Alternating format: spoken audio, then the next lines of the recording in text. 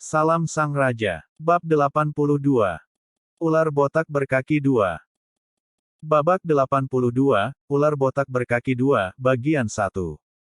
Ketika kamu memasuki Chambord Castle melalui gerbang utamanya, hal pertama yang akan kamu lihat adalah jalan utama yang lebar yang dapat dengan mudah menjalankan 6 kereta berturut-turut. Warga Chambord suka menyebutnya, The Road of Gold. Jalan itu diaspal secara eksklusif oleh satu jenis Yellowstone. Karena usianya, lumut hijau telah tumbuh di antara celah-celah batu halus. Melihat dari jauh, tampak seolah-olah ada potongan zamrud yang indah bertatahkan emas murni. Jalan membentang di seluruh puri Chambord hingga mencapai alun-alun di depan istana raja. Melihat ke bawah dari langit, The Road of Gold, seperti pedang emas tajam yang terbungkus aura hijau magis, seolah-olah dewa yang tak dikenal dengan tegas menempatkannya secara horizontal ke kastil Chambord. Menjelang senja, cahaya keemasan matahari terbenam mengalir ke jalan lebar. Ini adalah saat yang paling indah, The Road of Gold. Penduduk Chambord suka berjalan-jalan di jalan ini, sambil berbicara dan berbagi dengan teman dan tetangga tentang hal-hal menarik yang mereka alami. Saat matahari terbenam harus menjadi waktu yang paling damai dan tenang hari itu. Bahkan Fei yang adalah raja mengenakan jubah dan menyelinap ke kerumunan di malam hari kadang-kadang, hanya untuk merasakan keluarga yang kental dan suasana intim. Dalam suasana ini, suasana hati Fei yang gelisah dan mudah tersinggung akan menjadi tenang seperti biasanya, dan dia bisa melupakan semua beban surgawi di pundaknya. Dia bahkan merasa seperti dia adalah seorang ranger yang memiliki semua kebebasan yang dia inginkan di dunia. Namun, suasana tenang di The Road of Gold telah diubah oleh intrusi beberapa orang. Ketika penduduk Chambord berjalan-jalan di jalan dan saling menyapa seperti biasa, serangkaian suara, klip-klop, tiba-tiba datang dari kejauhan dan mengguncang tanah. Formasi kavaleri dengan 6 angku per baris, mengenakan jubah merah cerah muncul di cakrawala dari kejauhan. Seperti angin topan, mereka bergegas melewati gerbang utama kastil, dan mengangkat kuda saat mereka berlari di jalan utama. Para kavalier seperti angin yang mengamuk, mereka tidak ragu sama sekali dan bergegas ke kerumunan penduduk. Cambuk membuat suara keras saat para kavalier mencambuk mereka di udara. Mereka mengamuk dan dengan sengaja menabrak kaum muda dan tua-tua.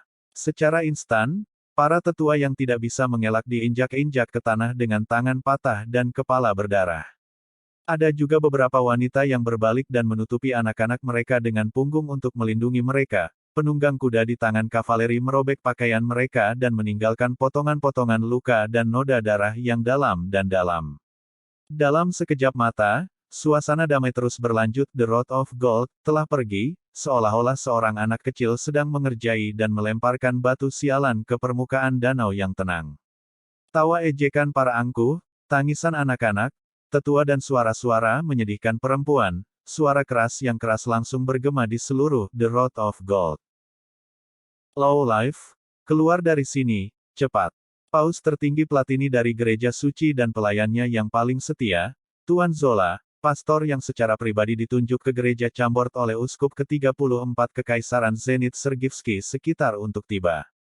Prajurit Chambord, dengarkan, pergi dan suruh Raja Alexandermu untuk datang dan berkunjung, semua personil yang tidak terkait harus segera pergi.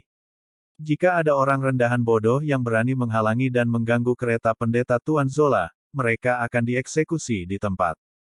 Petik 2. Serangkaian judul yang sulit untuk dikatakan dan diingat diteriakkan keluar dari mulut pemimpin Cavaliers yang angkuh itu. Itu adalah pria besar yang tingginya sekitar 7 kaki. Dia berada di satu set baju besi perak mengkilap. Simbol matahari gereja yang berapi-api terukir di atas lempengan dada peraknya. Jubah merah di punggungnya berkibar karena angin sepoi-sepoi. Kaos katun merah terang yang berada di bawah baju zirah terbuka.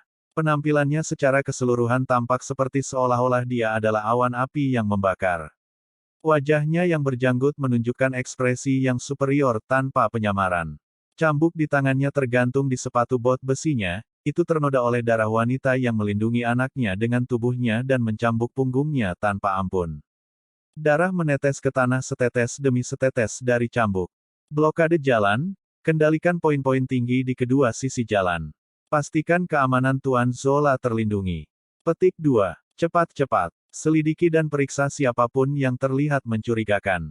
Petik 2. Jika ada orang yang terlihat mencurigakan, segera tangkap mereka. Siapapun yang berani menentang penangkapan akan dieksekusi seketika. Petik 2. Saat para kavaleri mengendarai kuda mereka bolak-balik di jalan sambil memesan dan berteriak. Lebih dari 100 pengiring mereka yang mengenakan baju besi berskala dan helm besi bundar bergegas ke Chambord dari luar.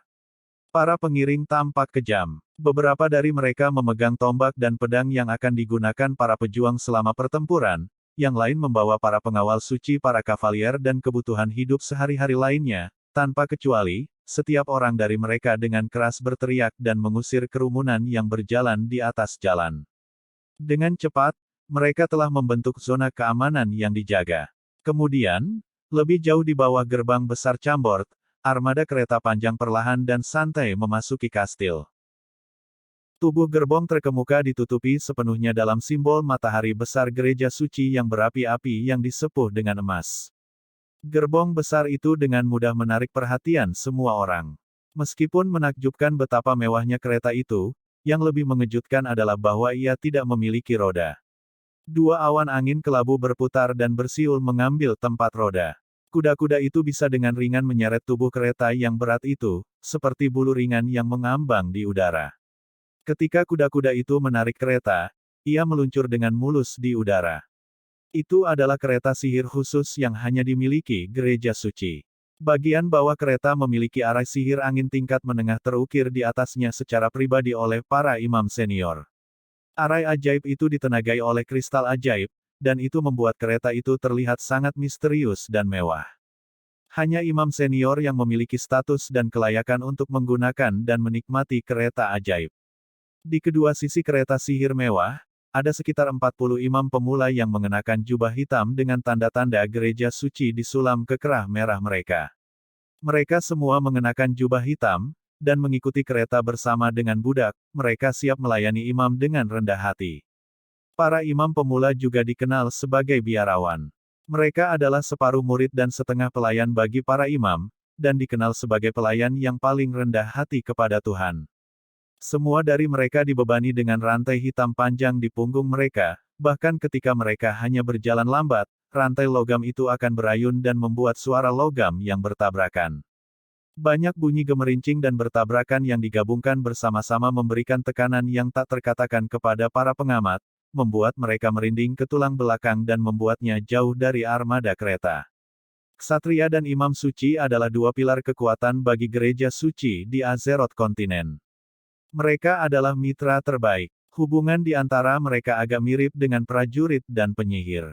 Satu spesialisasi dalam pertempuran jarak pendek, penuh kekuatan, dan yang lainnya berspesialisasi dalam sihir dan mantra, pertarungan jarak jauh, dan kekuatan mereka lebih misterius.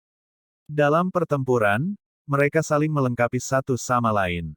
Karena itu, kapanpun gereja suci mendirikan gereja baru dimanapun, dalam hal memilih delegasi dari para kandidat, seorang imam dan seorang ksatria akan diangkat pada saat yang sama. Jalanan dengan cepat dibersihkan. Penduduk Chambord terpaksa berdiri di kedua sisi jalan dengan sungguh-sungguh. Setiap gerakan yang tidak tulus atau tidak biasa akan dianggap tidak sopan terhadap pendeta Zola oleh pengiring para pengawal. Jika mereka dieksekusi atau dibunuh di tempat, tidak akan ada tempat bagi mereka untuk mengeluh. Kereta sihir berlapis emas perlahan melakukan perjalanan di The Road of Gold, seolah-olah sedang memeriksa subjeknya sendiri. Orang-orang di kedua sisi jalan memandangi armada kereta dengan perasaan kagum yang dalam. Tentu saja, ada juga sedikit kebencian dan jijik yang sangat tertindas. Ketika Chambord diserang oleh musuh-musuh lapis baja hitam, dan dalam bahaya besar, para pendeta dan ksatria dari gereja suci yang dapat memerintah orang-orang di sekitar dan menikmati semua hak istimewa di Chambord sama sekali tidak ragu, membuang kerajaan dan berlari pergi seperti anjing gelandangan. Tapi begitu bahaya dihilangkan, bajingan serakah dan kejam ini tidak sabar untuk kembali untuk memaksakan prestise dan supremasi mereka kepada orang-orang di Chambord. Apakah gereja suci tidak punya rasa malu? Petik 2. Seolah dia merasakan tatapan tidak ramah dari orang-orang yang berdiri di sisi jalan, kereta sihir emas tiba-tiba berhenti. Pintu terbuka dan tirai hitam di belakang pintu diangkat. Seorang lelaki tua yang agak botak, mencondongkan tubuh ke depan, berhenti sejenak, dan berjalan keluar. Dia berdiri di alas kaki depan. Ini adalah Priest Zola. Seorang pria yang serakah, pintar, ganas dan jahat. Dia tidak tinggi, hanya sekitar 5 kaki 6. Dia juga kurus, kadang-kadang, rasa dingin yang mengerikan muncul di matanya. Seseorang menggambarkan Zola seperti ini, orang tua kecil ini. Dia bisa memikirkan lebih dari 1000 trik mematikan dan perangkap rahasia dalam sekejap mata. Orang-orang di Chambord memberinya nama panggilan yang sangat tepat di belakang punggungnya, Two-Leg Ball Rattlesnake. Ular berbisa yang ganas ini dan pemimpin ksatria berjanggut Luciano yang mencambuk wanita malang itu dengan menunggang kuda adalah dua boneka yang dikirim gereja suci ke Chambord. Keduanya bersama-sama mengelola segala sesuatu yang terkait dengan gereja dan agama kerajaan Chambord. Karena status signifikan yang dimiliki gereja suci di benua Azeroth, dan nama sengit yang dibuat cabang inkuisisi untuk dirinya sendiri, ada terlalu banyak kerajaan yang dihancurkan oleh kuku besi para ksatria eksekusi yang berani menentang perintah gereja suci. Oleh karena itu, walaupun kedua orang ini adalah karakter kecil yang tidak dikenal di dalam gereja suci, tetapi begitu mereka tiba di kerajaan Chambord, mereka adalah orang-orang berstatus tertinggi di Chambord dan dapat menyaingi raja. Zola dengan lembut mengusap tongkat kesayangannya dengan telapak tangannya. Mata suramnya melirik orang-orang yang berdiri di sisi jalan. Kerumunan tiba-tiba mengalami keributan kecil, tidak ada yang berani melihat ular berbisa yang ganas ini di mata. Momen selanjutnya, Zola menunjuk pada beberapa orang di kerumunan.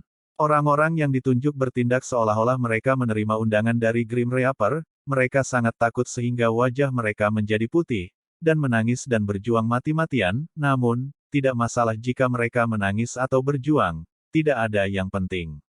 Para imam pemula di sisi kereta sihir membuka mata mereka lebar-lebar, dan memandangi orang-orang yang ditunjuk oleh jari Zola. Kemudian, seperti hiena yang setia yang mendengar perintah tuannya, pendeta pemula bergegas keluar, dan tanpa mempertimbangkan hal lain, mereka mengunci rantai di tangan mereka ke leher orang-orang, dan dengan kejam menarik mereka keluar dari kerumunan seperti ayam. Tangisan memenuhi jalan, tetapi begitu ada orang yang menentang penangkapan, sedikit, anjing seperti pengiring para pengawal akan mengelilingi mereka ketika mereka meninju dan menendang tahanan. Ada wanita yang memiliki anak-anak mereka di lengan mereka yang ditarik keluar dari kerumunan, tetapi ada lebih banyak gadis yang lebih muda, serta beberapa pria parubaya berpakaian bersih. Seketika, tangisan bergema di jalan, seolah-olah itu adalah neraka yang hidup. Bersambung.